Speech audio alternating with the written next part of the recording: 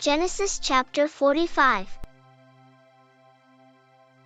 Then Joseph could no longer control himself before all his attendants, and he cried out, "Have everyone leave my presence." So there was no one with Joseph when he made himself known to his brothers. And he wept so loudly that the Egyptians heard him, and Pharaoh's household heard about it. Joseph said to his brothers, "I am Joseph. Is my father still living?" But his brothers were not able to answer him, because they were terrified at his presence. Then Joseph said to his brothers, "Come close to me."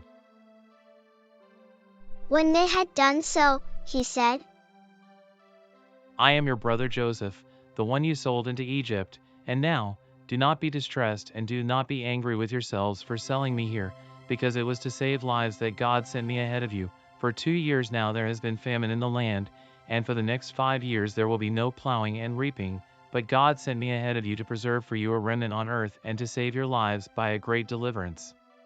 So then, it was not you who sent me here, but God. He made me father to Pharaoh, lord of his entire household and ruler of all Egypt.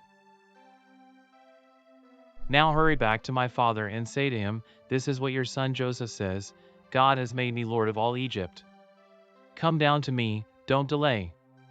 You shall live in the region of Goshen and be near me, you, your children and grandchildren, your flocks and herds, and all you have. I will provide for you there, because 5 years of famine are still to come. Otherwise you and your household and all who belong to you will become destitute. You can see for yourselves, and so can my brother Benjamin, that it is really I who am speaking to you.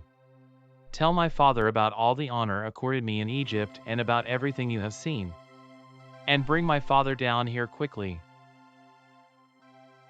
14 Then he threw his arms around his brother Benjamin and wept, and Benjamin embraced him, weeping.